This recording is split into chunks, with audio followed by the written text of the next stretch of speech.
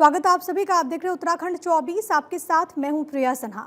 उत्तराखंड में सरकार तैयार करेगी 4310 आपदा मित्र। प्राकृतिक आपदाओं से निपटने के लिए तैयार होंगे ये आपदा मित्र। एनसीसी, एनएसएस, नेहरू युवा केंद्र से जुड़े युवाओं को इसमें मौका मिलेगा। भारत स्काउट एंड गाइड के स्वयंसेवकों को भी इससे जोड़ा जाएगा।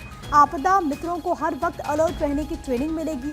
सचिव आपदा विनोद कुमार सुमन ने इसको लेकर जानकारी दी है। तो सरकार की तरफ से 4310 आपदा मित्र को तैयार किया जाएगा। और सबसे इम्पॉर्टेंट है, क्योंकि अगर उत्तराखंड की बात करें, पहाड़ों की बात करें, तो जाहिर है कि प्राकृतिक आपदाओं का खतरा यहाँ पर बना रहता है। और हाल के वर्षों में आपने देखा कि कई सारी ऐसी घटनाएं यहाँ पर हो चुकी है। इसी से निपटने के लिए व्यापक पैमाने पर सरकार की तरफ से कदम उठाए जा रहे हैं और अब आपदा मित्रों को भी तैयार किया जाएगा। हरीश थपलियाल मेरे साथ, मेरे सहयोगी तमाम जानकारी के साथ कनेक्टेड हैं। हरीश, सरकार की तरफ से 4310 आपदा मित्रों को तैयार किया जाएगा, क्या सरकार की योजना? बिल्कुल, देखिए उत्तराखंड में जो आपदा है वो सबसे बड़ी चुनौती सरकार के लिए है। और सरकारी नहीं बल्कि जो उत्तराखंड के रहने वाले लोग हैं, चाहे वो पर्वतीय इलाकों में रहने वाले लोग हैं, उन लोगों के लिए मानसून सीजन के दौरान आपदा एक कहर बन करके आती है।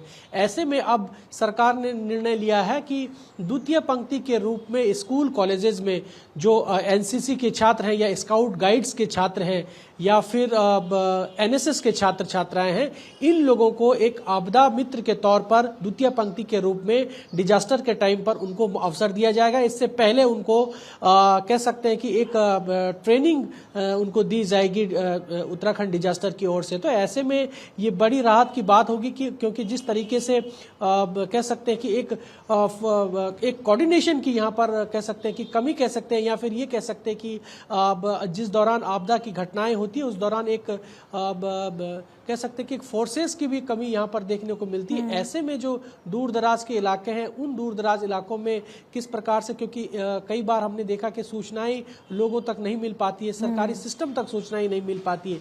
तो ऐसे में जो नज़दीकी स्कूल कॉलेजेस के स्टूडेंट होंगे, क्योंकि वो पहले से ऑलरेडी प्रशिक्षण शुदा होंगे, वो उनको ट्रेनिंग सरकार की ओर से की जाएगी, आपदा प्रबंधन की ओर से की जाएगी। और अब सरकार ने ये निर्णय लिया है कि 4000 से ज़्यादा स्कूली छात्र छात्राओं को, और ये स्कूली छात्र छात्राएं कह सकते हैं कि जो एनएसएस, एनसीसी और भारत स्काउट गाइड और जो एनएसएस के छात्र छात्रा हैं, उन लोगों को यहाँ पर द्वितीय पंक्ति के रूप में पुलिस फोर्स के साथ, मिलिट्री और पैरामिलिट्री के साथ द्वितीय पंक्ति के रूप में काम करने का मौका मिलेगा। इसकी जानकारी खुद जो सचिव आपदा प्रबंधन है विनोद कुमार सुमन, उन्होंने दी है। तो ऐसे में ये बड़ी राहत की बात होगी कि कहीं ना कहीं आपदा प्रबंधन विभाग को एक कह सकते हैं कि एक सहारा मिल सकता है यहाँ पर। और ये बड़ी बात है क्योंकि जिस तरीके से एनसीसी का भी यही उद्देश्य है, जो राष्ट्रीय कैडेट कोर है, एनसीसी का भी यही उद्देश्य है कि द्वितीय पंक्ति के रूप में सेना और अर्धसेना के साथ में कदम से कदम मिला करके देश हित में कार्य करना है। तो एनसीसी के जो कैडेट होते हैं वो already combined annual training camp वो लेते हैं। ये उनके एनसीसी के नियम में होता है। लेकिन इसी तरीके से अब उत्तराखंड राज्य सरकार भी 4000 से ज्यादा, अगर नेचुरल डिजास्टर्स आते हैं, कई बार सूचनाओं के आदान प्रदान में वक्त लग जाता है, टीम्स को पहुंचने में भी वक्त लग जाता है। ऐसे में जो आपदा मित्र हैं उनकी भूमिका बहुत अहम हो जाएगी। मैं लौट रही हूँ आपके पास हरीश, एक और खबर है, जरा वो भी अपने दर्शकों को हम बता दें। उत्तराखंड सरकार अवैध मदरसों के खिलाफ सख्त अभियान चला रही है। सरकार जमीन पर किए गए अवैध कब्जे को मुक्त करा रही है। सरकार ने इस दिशा में एक और कदम बढ़ा दिया। अब उनकी फंडिंग की गहन जांच हो रही है, जिसकी रिपोर्ट अधिकारी सीधे मुख्यमंत्री कार्यालय को सौंपेंगे।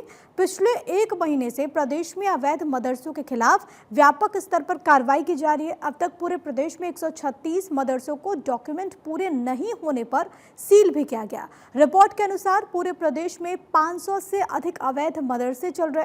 राज्य के मुख्यमंत्री पुष्कर सिंह धामी का कहना है कि अवैध अतिक्रमण, अवैध मज़ारों के खिलाफ अभियान जारी रहेगा। भाजपा के प्रदेश मीडिया प्रभारी मनवीर चौहान का दावा है कि शिक्षा के नाम पर बच्चों को कट्टरपंथी बनाया जा रहा है, विदेशी फंडिंग हो रही है। ऐसे में सरकार जांच के खिलाफ सख्त कार्रवाई करेगी। मैंने कहा कि अवैध अतिक्रमण,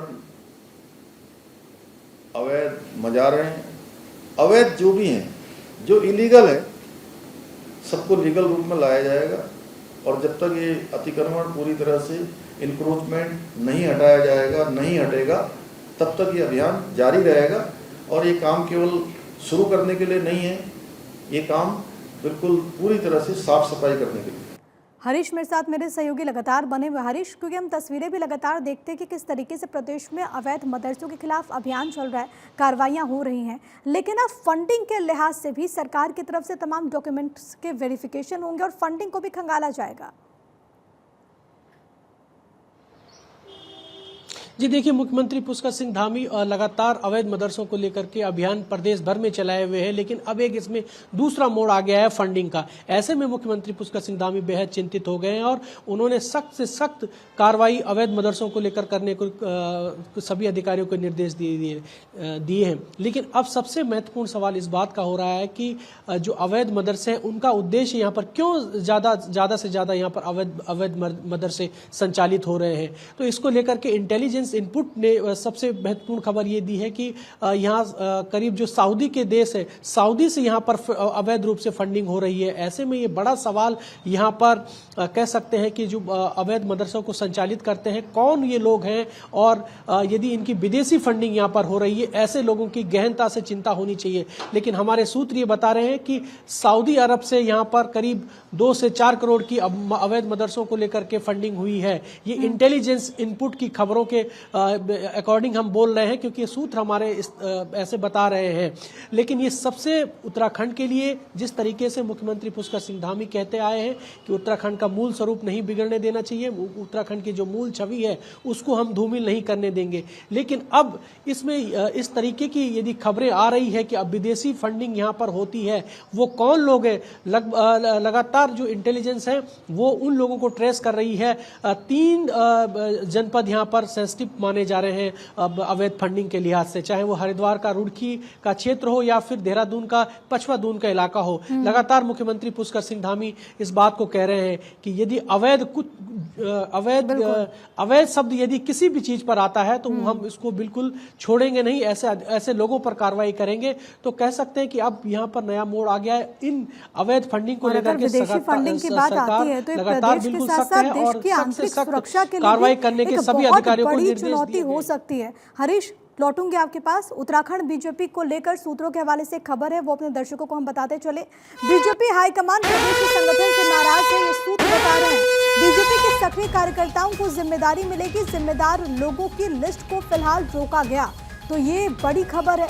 दरअसल जानकारी ये सामने आ रही है कि बीजेपी हाईकमान प्रदेश संगठन से नाराज है, बीजेपी के सक्रिय कार्यकर्ताओं को जिम्मेदारी मिलेगी और बाकायदा जिम्मेदारों की लिस्ट को फिलहाल रोका गया है। कुछ इसमें बदलाव संभव है उत्तराखंड बीजेपी को लेकर। सूत्रों के हवाले से ये बड़ी जानकारी, बीजेपी हाईकमान प्रदेश संगठन से नाराज है, ये सूत्र जानकारी दे रहे हैं। हरीश सप्रियाल मेरे साथ मेरे सहयोगी लगातार कनेक्टेड हैं। हरीश, ये बड़ी जानकारी है कि बीजेपी हाईकमान प्रदेश संगठन से नाराज है। क्या आने वाले दिनों में प्रदेश संगठन में बड़े फेरबदल की उम्मीद?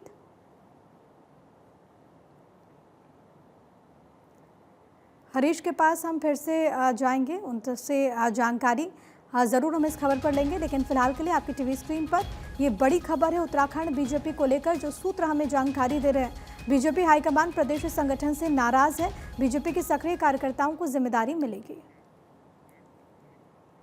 वहीं मुख्यमंत्री पुष्कर सिंह धामी ने एक्स पर पोस्ट किया। सीएम धामी ने दरअसल मंदिर का वीडियो जारी किया है।